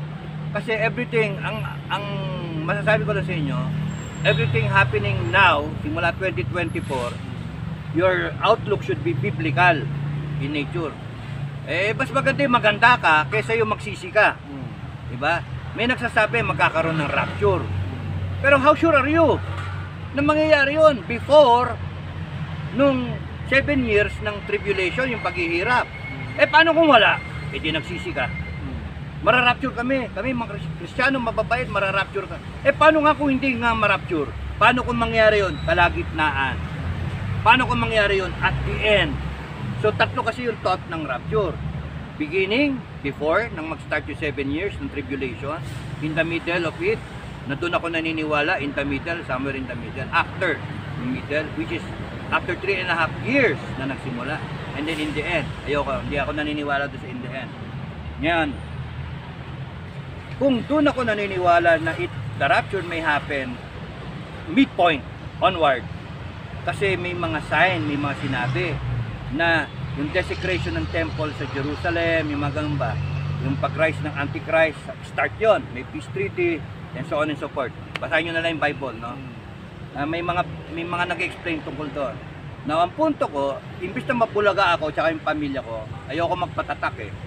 Kasi sa tingin ko, sa lahat ng mangyayari na yan na upheaval, in intensity at tsaka ng magnitude, sabay-sabay happening, converging in one time frame na 7 years. In fact, yung first 3.5 years, baka gulpi tayo dun eh. May gera, may world war, merong famine, may plague, parang COVID, no? Tapos merong mga drought, pestilence, lahat-lahat na. Earthquakes, di ba? Wala nang ang flood eh. Yung drought na lang, ang matindi yun eh. Yung El Nino. So, mangyari yun, patay yung food supply mo. Ngayon, anong gagawin mo? Magpapatata ka. Kasi wala nang pagpakain eh. I-regulate ngayon, nung matitira sa mundo, mamamatay yung 2 billion, 1/4 of the planet will die, may matitira pa 6 billion. Paano kakain yun? Walang makain. I-regulate nila yung food sources. So, bago mangyari yun, nakapagtabi ka na sa 83 weeks. Food, delata, saka rice. Yun lang naman yun, yung tubig, rice, saka delata. Every week na namimili ka, dagdagan mo ng konti, 500, 1,000, depende sa budget mo. Bakit every week? Kasi yung hinahabol mo doon is yung expiry date. Hindi sabay-sabay. Bilin mo ngayon, kulpiin mo, di sabay-sabay nag-expire yun. Kung bilin mo weekly, in a span of 83 weeks, that's more than a year, 1.5 years. Ang expiry mo, 3 years from now. Pinabibili ko ngayon, ano na ang expiry eh? 2027 na. 2024 pa lang ngayon. So 3 years lagi. Now, if may nangyari ng 2025, nagkagera, hindi ako magugutom. Meron yung pamilya ko. Diba? Ganun lang yun. And it becomes a habit. At the end of 83 weeks ng paghahanda, meron na akong good for 3 years na supply. Sa tatlo kami sa bahay, asawa ko, mami niya, handa kami. So, kung sino yung papasok doon, manghihingi, parilin ko. Ganun lang. The point is, sinasabi ko yun para kung may maniwala, good for you. Kung ayaw maniwala, good luck to you. Ganun lang. Walang pilitan. Tsaka wala namang mawawala eh dahil nag-ipon ka. May expire na, kagaya ng sabi. Kainin mo. Kainin mo. Tapos, bumili ka ulit na susunod. Kami nga, tinaabutan ng expiry eh. Kinakain na namin eh. Pagka tinamad kami mag-grocery, sasawa, walang gusto magluto, bukas ang delata, kain. So yun yung ano. Parang naisip ko tuloy, Sir Dado, yung ano eh. Yung Soylent Green. Napanood ba yun? No, parang, nung bata ako. Oo, napanood yan nung bata. Oo, bata pa. Soylent Green, walang makakain ng tao. Walang makakain yung tao. Mga tao na yung ginawang dilata. Dilata. You see, pwede mangyari yun eh. So, ang pinakamaganda, kung pwede mong paghandaan eh. Now, kung kunyari, na-rapture ka, nandiyan yung mga dilata mo, edi yung hindi na-rapture, sila kakain. Di ba? Walang problema, ibang kakain. Pero kunyari nang dumating yung walang rapture. Kasi midpoint pa eh. Why? Bakit isusulat sa Revelation na makikita mo, sabi nga ni Jesus Christ sa Matthew 24, siya mismo, you check it out. Sabi niya ni Jesus Christ, when will be the end times, yung sign, when the desecration of the temple happens. Kailan yon? That is halfway. Halfway nung 7 years, that's 3.5 years onward. Kaya kung mangyari 2025, bilang ka, 2028, kalahati ng 2028, dun yung desecration ng temple. O edi mula ngayon hanggang anong gagawin mo? Kung wala na makain. Kaya maganda, nakapaganda ka na. May mga signs ng second coming, when will he come? And he will come only pagka nang pakilala yung Antichrist at saka nagkaroon ng desecration ng temple at saka pagka nagkaroon na ng tatakan. So, anong gagawin natin? Nasa sa inyo yun. Ang sa akin, sinasabi ko lang. Hindi pa ba Antichrist yung nangyayari dito? Hindi pa, hindi pa nagpapakilala. Hindi pa nagpapakilala pero nariyan siya. Magpapakilala siya in the near future sa tingin ko. Hindi pa ako nakaka-vlog kasi nauna itong politika eh. But briefly, yung sa nangyayari sa Israel, may mag-unfold na biblical prophecy eh. Yung Damascus, uupakan ng Israel. Damascus is part of Syria. Syria na merong Hezbollah. No? So, tama ba yung aking geography? Anyway, ang sabi sa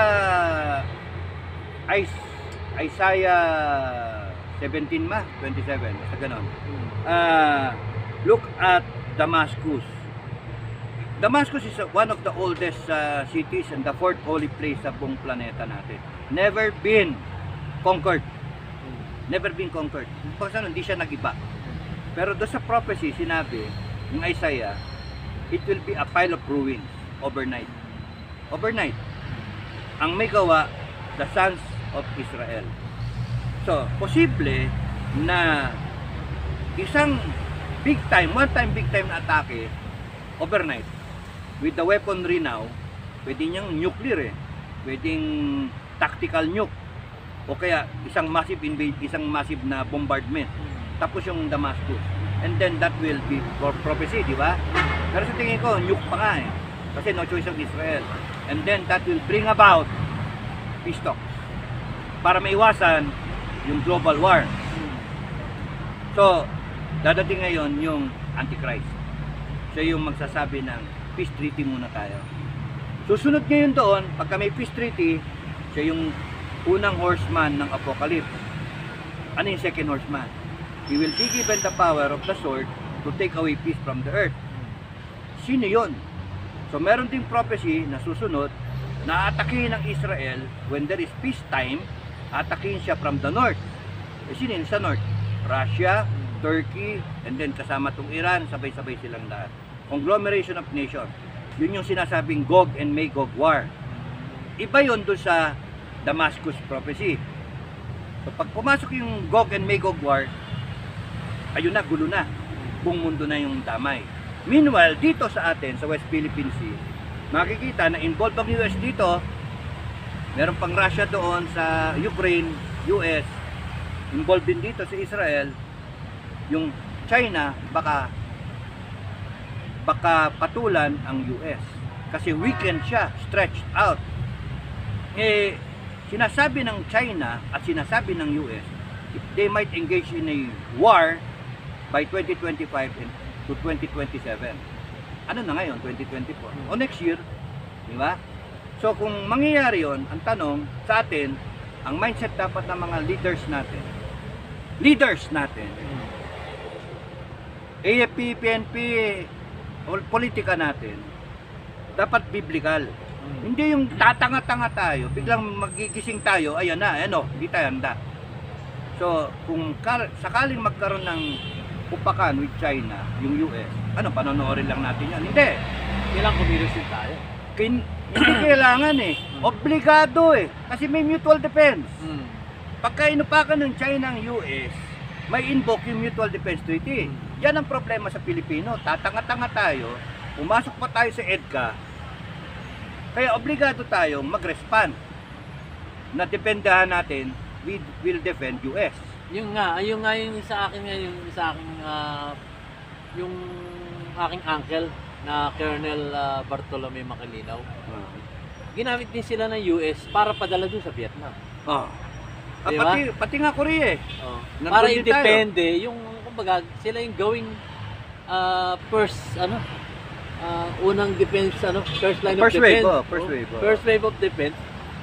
Attack pala, di pala defense, attack doon sa Vietnam. Kaya nga ang ano natin, we should be thinking on the biblical level na ngayon. Kasi nandiyan yung intel. Never nag-fail ang Bible. Kino-quote ko yun kasi talagang totoo naman eh. Ang Bible natin, ang taas ng batting average, 100% to the letter, to the date. So, 85% ng Bible, 85% ang nangyari na. So, may natitira pa ng mga 500 prophecies. Sabay-sabay yun ang mangyayari. And mag-unfold yun in the near future. Because kung titignan mo yung mundo ngayon, doon tayo papunta. Ay, isipin mo yung sunod-sunod na earthquake. Ang dami. Sunod-sunod na volcanic eruption. Diba? Sunod-sunod na mga ewan mo, mga bagyo eh. Diba? Ang lakas. So, tapos gera. Tapos takutan, wars and rumors of war. Nandun na tayo eh. So, it's just a matter of time kung mabibigla ang Pilipinas kasi yung mga politiko natin hinintindi pera. Pera. Hinintindi panay patikos, hinintindi wala tira-sira. Kaya mangyayari sa atin, kawawa ang Pilipino, maraming mamamatay na Pilipino. Yun ang problema. We have to think from the point of view ng biblical perspective. Hindi yung ganito na buhaw-buhaw tayo eh. Walang direksyon eh. So yun yung akin. Tapos hingi pa na halimbawa, yung kagaya yung sinabi nyo na ang Russia hihingi ng tulong sa China para ipadala dun sa somewhere else na 200 million. Ano yun? Oo. Yun yung end of days na yun. Yan nga, 200 million. So, ito Damascus War, Okay. Damascus Giba, no? Yun yung isang sign na makikita mo. Tapos yun, sa tingin ko, magti-trigger yun nung first horseman of the apocalypse.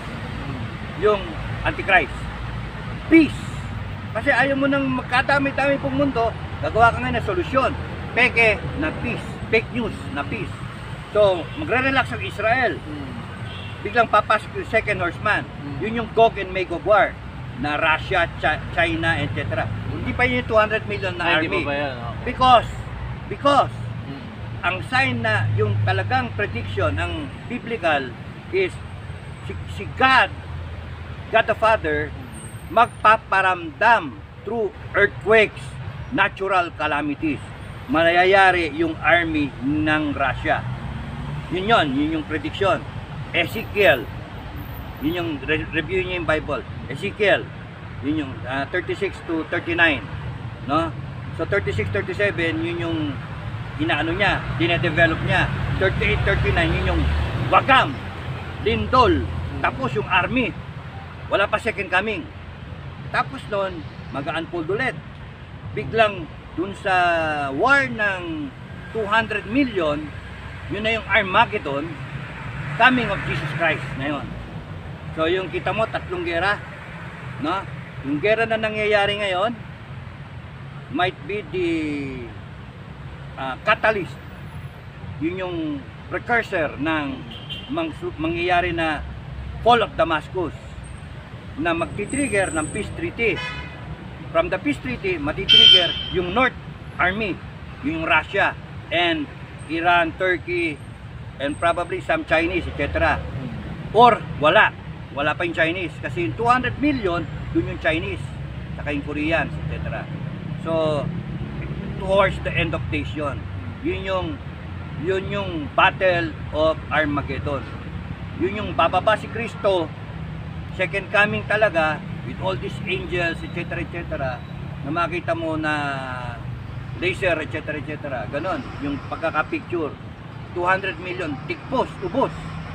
And that is at a time when 2/3 of Israel, Jerusalem, na kupot na. 1/3 na lang natitira sa mga Israel, sa mga mga Israelites. 1/3 na lang. Kung 9 million, 3 million na lang natitira na buhay. Patay na yung 6 million. Ganun yung nag-unfold. Kaya imagine yung kinuwento na yan na nga yun eh. Where do we fit in, Pilipinas? Abe, ewan ko. nasa ano tayo? Because when all these things are happening, nawiweaken ng US militarily, and at the same time, may nangyayaring natural calamities, homeland US. Diba, remember, sabay-sabay ng volcano, sabay-sabay ng mga earthquakes, and malay mo yung mga pandemic, nilusob ng China, ang US, or ng Iran, o whoever, kasi open yung border eh. Nandun lahat yung sign eh, na mangyayari eh. Open yung borders ng US, ang problema niya, unaccounted for, 1 million na nga eh, na mga galing sa South. Kung saan-saan, mga terorista, merong mga, expect nila may mga 100,000 na terorista. So, yun ang problema nila, isara yung border. So, you can just imagine, anyone can attack the US mainland anytime. And there is a presidential election coming this coming November. At nagkakagulo-gulo sila. So, pwede magkaroon ng civil war sa US. Hindi natin alam how it will unfold. But everything is biblical. Mawawala yung US sa map, mawawala yung US sa ano eh, sa prediction eh. Wala eh. Eh, nandun yung China, nandun yung Russia, nandun lahat, may papel eh. Nasaan yung US? Wala. Kaya nga, di natin alam kung yung Antichrist galing ba sa US, galing ba sa UN, galing ba sa Arabo, nobody knows. Time will come. Makikita natin. Ang maganda niya, nakikita natin, napapanood natin. Again, balik tayo sa Pilipinas. Kung weekend ang US, China will become so powerful, especially in 2 years from now, China can challenge the US militarily. Kaya, ano magagawa natin? Dapat we should be preparing militarily with 40 million na reservists. Yun yung akin. 40 million reservists can kill tig-10, that's 400 million na kalaban. Why not? Because ginawa naman natin sa Korea, 1,000 Filipinos against 40,000 na kalaban. Iyak sila. So, ang ratio 1:40. O, ano ba naman yung 40 million times 40, 1.6 billion, ubus na sila. Di ba? So, ma-damage mo lang yung kalahati ng population nila. Antras na sila. That's why we should be preparing our homegrown na reservists. Yun yung mahalaga. Hindi yung highfalutin na barko na mga FF na yan, yung mga fighter, mga submarine. Mas maganda, maglagay tayo ng pera sa bawat 1 milyon, 10 billion na pondo kada 1 milyon. So yun yung dapat pagbuhusan mo. Yung pera, i-develop natin yung sarili nating industries para magkaroon tayo ng laban. Kasi pag na-prepare ng tao, mape-prepare nila yung kanilang mga pamilya. Madedepensahan nila. Kasi kung ang preparation mo is, ang organization mo is by provinces into the service, mga commanded by mga retired na mga official, mga general, mga retarded na, gawin mo sila ngayon, i-merge mo sila sa actual na mga non-experience with experience na mga sundalo, mga veterano. Ay, kayang-kaya. And then in 1 year, lahat yan ready na. In 1 year, ready na. Wala pang pondo. At then mag-train na kayo, may organization ka, empower mo na sila. O ikaw na ngayon, 3-star ka. 3-star ka, ikaw na ngayon yung leader. Ang problema nga, ayaw nung iba na mag-ROTC. Man, gusto rin. Sino bang ayaw na ROTC? Ako nga dati ayaw ko mag-ROTC, pero ngayon kita mo ako, nagsasalita ako na Because kung survival ang pinag-uusapan ng pamilya mo, ng anak mo, lalabang ka, magpe-prepare ka, at makikimarites ka. O ano ba meron dito? Uy, meron pala ditong training O, parang club, parang may rifle club. Yung may mga baril, tuturuan ka na ngayon kung paano mag-baril-baril, di ba? Kaya Within 1 year, we can prepare. And kung pumutok man yan in 2025, ready na tayo. Yun yung mahalaga. Whereas kunyaring nag-aabang ka ng pondo galing Congress ng kung ilang bilyon para bibili ka ng squadron ng F-16 o Gripen o whatever, wala. Mas maganda, unahin natin yung taong bayan. Prepare mo yung taong bayan. Para lusubin man tayo bigla, aamagin sila. Iyak sila. Puputakti sila ng Pilipinas. Kasi tayo, pagka lumaban tayo, bakit tumagal ng 50 taon yung insurgency war? Ba't tumagal yung Muslim na kalaban? Grabe. Because ang gagaling eh. Ang gagaling. Na strategy. Ba't hindi naman natalo yung armed forces? Magaling din eh. So, labanan. Pag pinagsama mo yung dalawa, parang magaling. Armed forces tsaka at mga mga rebelde natin. Pilipino, you're defending Philippines, yung bansa natin. Ang kalaban mo dayuhan. Kita mo kung di sila naihi sa salawal yung mga yan. Oo, patay sila sa atin. We have to be nationalistic, patriotic. Nagawa yan ng mga ninuno natin, kaya kayang-kaya natin gawin. Yun lang. So, final words, Sir Dado. Mainit Medyo eh. mainit. Pansin ko, baka nga yung phone ko medyo narawan na. Mainit Final na. words, Sir Yun Dado. lang, maraming salamat sa inyo. Hinay-hinay lang tayo sa pagsasalita. Hinay-hinay lang kasi ayaw natin na magkagulo Pilipinas. O kung meron kayong batikos kay BBM, okay lang, batikosin nyo. Pero ito in a peaceful manner, hindi yung magbubuyuhan tayo. In a nice way. Gera. Revolusyon. Wala mangyayari sa atin sa ganun. In fairness, maraming problema yung bansa natin. Maraming problema. Ngayon, minsan nakikita nga natin nadadagdagan pa ng problema. Hindi natin alam kung siya mismo ang problema o baka tayo yung problema, no? Yung usapan natin kanina, parang tayo pa yung problema, no? So let's try to do this peacefully. And BBM Malacanang, you give the people proper service, yung good governance. Yun lang hinihingi, good governance. Tanggalin mo yung korupsyon, tanggalin nyo yung mga kickback na yan, tanggalin nyo lahat yan. You serve the people properly kasi yun ang hinahanap ng taong bayan. Kasi tayong taong bayan, bigyan natin sila ng konting slack, pirma pa rin kayo kung gusto nyo pumirma.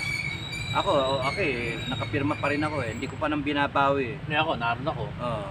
Kasi nag-reply sa akin yun. Nag-reply ka sa akin eh. Nag-reply ako. Pwede kong iyan yun. Eto, nag-reply sa akin eh. So, ang sa atin, we are just exercising our freedom of expression, exercising our sovereign will. We're trying to correct the perceived error in judgment. Binoto ko siya pero nabudol ako So, kung ganun din ang pakiramdam nyo, nandyan yung manifesto para sa inyo. Ngayon, okay na yun. Hintayin natin na kung papatuloy iba o iba, ayaw nila. Iba. Peacefully, democracy. Yung mas nakakarami ang masusunod. Kung tayo, kukonti, 15,000, ngayon 16,000, papuntang 20. Sabi ko nga if you do it 1,000 a day, at 365 days is 365,000. 1,000 a day na yun, 365. 5 taon pa si BBM. Tama? 24, 25, 26, 27, 5 taon. 5 times 365,000. Roughly 1.6 million. Magkano yung... Malayo. Malayo. Kaya BBM administration, hindi dapat kayo kabahan. Di ba? Armed forces, hindi dapat kumamot ng ulo. Saan ba tayo? Hindi. Because at that rate ng 1,000 a day, no need to take down my FB. No need. Di ba? You trust yourselves. Huwag kayo magpanik. Gawin nyo yung tama. Pero, a warning, stern warning. Pagka kunwaring mali yung ginagawa ninyo at dinadagdagan nyo pa, ganun kayo. Nose dive. Dadami yon, magiging milyon-milyon yon. Doon kayo kabahan. Diba? That's why mahalaga yung will ng tao. Yung sinasabi namin na kami naglagay sa inyo Kaya namin bawiin yan anytime. Pero it takes a lot of people to do that. Sovereign will nga majority wins. Ngayon, kung marami magsuporta sa presidency mo BBM hanggang 2020, matatapos mo. Pero tignan natin kung magre-react kayo properly. Kung mali yung ginagawa nyo, hindi kayo makatapos kasi madadagdagan yung pumipirma. Yun lang sa akin. Oh, yun nga, yung sasabi ni Sir na yun yung nasa preamble. We the sovereign Filipino people. Kaya lang, no, kami imploring the aid of the divine providence. Oo. Iba na pala. Imploring the aid of Almighty God ngayon. Almighty God, the Parehas divine din, providence. parehas din. Parang hindi pa lang yung word. Hindi pa lang yun. So, yun. Maraming salamat, Sir Dado. At ako'y napaunlakan nyo. Galing pa to ng Buklaw. Isang oras, kalahati yata ako, 2 oras ako nag-antay rin sa Baguio. Sabi niya sa akin, teka, baba pa lang ako ng bundok. Nasa Buklaw pala siya. May farm kasi ron may farm ka doon, no? So, inantay ko pa siya. Sabi ko, paano yung tabi dito? Tambay lang ako dyan sa tabi-tabi. Antay siya. Pero mga 2 oras din yun, guys. Nakita nyo naman yung yung video ko kanina. Simula sa Manila hanggang dito. Pagdating dito, worth it. Worth it kahit 2 oras akong nag-antay rito. Narito siya ngayon. Thank you, sir. Thank you very much po. Ay, subscribe kayo sa kanya. Hindi, unahin nyo na yun sa kanya, Pinoy sa akin, Survivor.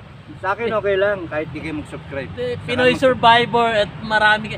Very inspirational, hindi lang educational, inspirational yung kanyang mga vlogs. Simula doon sa video 1, kung paano siya natarakan dito ng... explain mo nga, pagka kunin mo, tapos noon, explain mo. Kunin mo yung magandang portion, tapos pagsamasamahin mo, and then sabayan mo na explanation.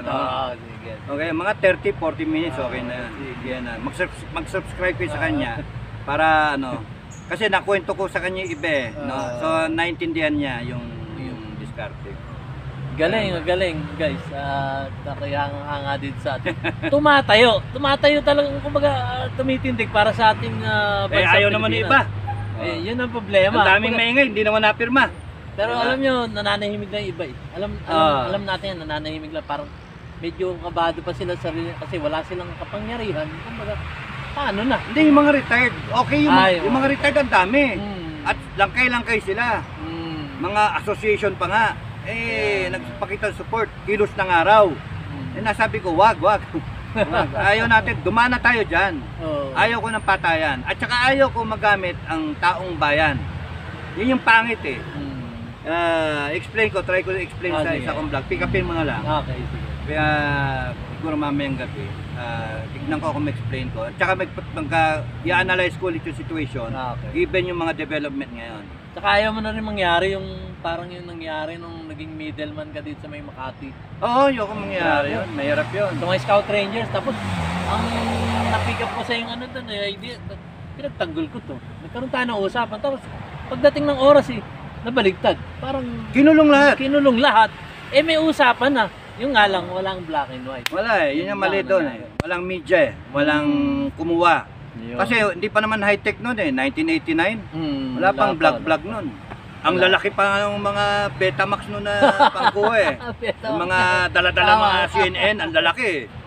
Baka hindi pa Betamax yung VHS pa. VHS yun. Meron pa yung bilog na yung reel, no? Oo. Ang nakakaawa nga yung mga reporter nung kasi bigat-bigat ng mga nung dala ng camera. Iba kasi yung Betamax, isasalpak ng ganun. Ang mali nga doon Well anyway, ko nun, doble kara ako nun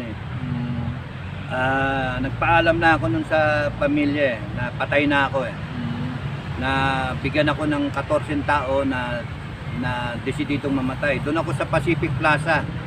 Yung ginagawa pa lang doon dito sa Makati. tapat ng parking. SM ba 'yon? Parking ng SM. O ng parking ng ng Intercon. Meron ditong mataas na building. Pangalawa yata 'yon. Katabi ng Gilarme. Maluwag pa yung area na yun. At that time ginagawa pa lang 'yon. Quad Theater. Tama ba? Hindi pa. Dito sa Ayala Avenue. Sa Ayala Avenue. Yung quad banda ron sa loob. Yun ang taas 43 stories at that time. Highest 'yon sa Makati at that time. Kaya sabi ko, akin yan. Ang dala kong Granada, C4, detonating cord, blasting cap, ang dami. Buo yung bag, yung pack ko eh. 1,000 rounds ang dala ko noon. Na bala. Patay na nga akong patay eh. Pero kasama ako na negotiating panel. Nauwi sa sumurrender eh. Magkipagpatayan na sana ako eh. So, nauwi sa surrender eh. Imbis sa surrender, sabi ko, go back to barracks ang gamitin. Hindi nagsusurrender ang ranger eh. Ayun, kaya na balita nun, go back to barracks. May video ako nun na kinuna ng ABS-CBN. Naka ano ko, Hawaiian shirt ako nun. Na kasama ko nun yung si at that time Captain Lieutenant Kapuyan, yung naging sa secretary ng NCIP, yung mga indigenous people. Pero nakulong eh, pati sila Charlie Galvez nakulong eh. No ma'am, naging chief of staff. Kaya yun yung ayoko mangyari ngayon yun na magpatayan dahil sa mga politiko. Pag-aawayin tayo ng mga politiko. Sila makikinabang ba talaga? Kaya nga eh. Sino ba ang nagpapakain sa kanila? Di ba tayo? Oo, taong bayan. Lahat. Kaya nga cool lang tayo. Hintayin natin 5 and 11 days. 5 months, 11 days. Para sakto siyang 2 taon. Tignan natin kung nagbago. Kung di nagbago at ganun pa rin garapal, ganun pa rin arugante, ay self-destruct ang gobyerno. Kasi ibang tao, yung lalo na yung sabi, kakalye na sila, pupunta na sa kalsada, punta kayong kalsada. Mahirap yun. Mahirap yun eh. Mahirap yun na sabi niyo people power. Mahirap na yun. Ngayon ang power, nasa people pa rin, pero nasa SOCMED na. Ganun ang labanan ngayon. High-tech na ngayon. Hindi nga, magano nga tayo, lahat ng mga pumirma, magano tayo, profile picture tayo ng napudol ako. Simulan natin. Napudol ako. Kung gawa kayo ng ng maganda na logo. Logo. Copy paste na lang ba? Tapos makita, replace mo yung picture profile. Yun na lang yun mo, napudol ako. Di ba? Para tignan mo gaano karami. That will give you an idea, ganun pala karami tayo, napudol. Kasi panoorin nyo rin yung video ng pick upin mo rin yun, yung latest kong dalawa. Latest yung kanina lang. Tungkol sa loto yung isa, yung isa tungkol dun sa pera. Hindi ko pa napanood, nasa PI siguro. Hindi ko pa na-upload na, pero hindi ko pa pinapublic yung isa. Yung isa, loto, yun naka-upload, na yun. Yung isa nakaka-unlisted pa, private. Private pa lang yung isa. Tungkol naman yun dun sa budget ng Congress. Diniscuss ko rin ngayon, di ba? So yun, matter of So cool lang kayo, easy lang. Easy lang. Tapos life will go on. Sa mga nagsasabi na kailan pa mauubos yung kaba ng bayan, hindi mauubos sa kaba ng bayan kasi lagi tayong taon-taon may taxes na binabayaran. Taon-taon meron tayong binibili tayo, may VAT tayo. Taon-taon nagpapadala yung OFW ng pera. So laging meron. Meron talaga. Ngayon, 15 million hindi tayo. pwedeng maubos yan kasi regulated din yung nasa central bank na pera natin. Ang outstanding reserves natin, $100 billion. Thereabouts, 110 yata eh. Last time I check ata, 108 billion dollars. Yung forex natin. Can survive the Philippines. Wala. Ano yun? Okay lang yun. Ang mahalaga is whoever will run the government, dapat mas malaki kitain natin sa tourism, sa exportation natin ng produkto natin, pagkain, kasi yun yung magiging in na in, pagkain. Kaya kung nagpo-produce tayo ng prutas, hayop, yung mga kinakain na meat products, poultry products, o kaya yung mga bigas, staple products, corn, etc. Okay tayo. Kaya nga kahit mag-export ka lang ng yun yung ginawa ito na naman tayo, ginawa ng Vietnam, nag-identify ng 10 na produkto. Yun yung binanata nila, in-export nila. Tayo, we can do that. We can do that. Ano ba yung mga prime commodities na kinakailangan ng buong mundo? Siyempre, bigas. Hindi nga tayo, bumibili pa tayo eh. Ano ba namang kagaguhan yun, ano? Nakakalungkot eh. Ang dami nating agricultural Mayaman ng Pilipinas, ang tanga lang at saka tamad. Bobo. Yun yung ano natin, problema, sinisisi nating gobyerno. Pero we are partly to blame because sino ba nag-elect sa mga tao sa gobyerno? Di ba tayo? Ayun. Kaya tayong Tayo yung mga tanga. Di ba? Totoo yan. Kasi, kagaya na halimbawa, uy, putya, palagi ko ito napapanood sa TV ah. Ang galing nitong bumaril ah. Pag ganun pa nga eh, sa likod bumabaril, bang, bang, bang, bang, bang. Buboto ko to. Magaling ito bumara. Wala yan. Dahil lang sa pelikula, ipinoto mo, yung kakanyahan niyang mag-handle nung tungkulin sa bansa natin Pilipinas. Eh, Samantalang yung mga academy na mga ano natin, yung mga professor, yung mga magagaling talaga, yung nakakaintindi ng supply and demand economics, hindi natin binoboto. Kasi hindi naman natin kilala masyado. Kaya nga, yun nga. Pero yung artista na binugbog-bugbog, boboto natin. Di ba? Yung bumabaril lang patalikod eh. Tapos yung i-slide na bumabaril Kaya na nga gano'n. eh. Kaya nga, laki ng problema natin. Tayo may kasalanan eh. We keep on ano. Yung manifesto, yun lang yung way na makorek sana eh. Withdrawal of support because we feel responsible, I feel responsible, na isa ako doon sa pumoto. That's why I want it corrected. So, wini-withdraw ko yung support ko. If you feel the same way, then you sign the manifesto. Kanya-kanya, walang pilitan. Pero remember, at the rate of 1,000 a day, 1.5 million in 5 years. Thereabouts, 1.6 million. Ang kailangan mo, 31. Malayo, o kahit 20 man lang. Kalahati nung 31. Good to go na yon, di ba? Kaya Malacanang, no need for panic. Yun nga. Di ba? Yung nga na akong tataka Mga bopol eh. No need for panic. You Yun na perform. ako tataka. Yun lang yun. You perform. Then explain. Ah. Explain din ng simulan ninyang yun yung kagandahan ng democracy. Masabi mo yung gusto mo. Eh sa ibang bansa nga nagsusunog ng plug eh. Eh kami hindi pa nagsusunog. Wala pa kaming ginagawa, di ba? Nagbablog lang sinasabi na eto, manifesto. Withdrawal of support. Eh no ngayon, di ba? Eh di ilan lang tayo, 15,000. Yeah. Oh, di ba? Wala pa. So, no need to panic. Malacanang. Ano kayo? Pero yun nga sabi ko eh, stern warning or you look at it as an advice. Brotherly advice. Kung hindi kayo titigil sa ginagawa ninyong kapalpakan, tuloy-tuloy kayo, hindi kayo makakatapos. Pero kung tinigil ninyo at nirecognize ninyo yung unity, nandun si Pipi Sara at yung Tatay Digong eh, okay kayo ng relationship, makakatapos kayo. Maganda yan. That's an advice. Maganda yan.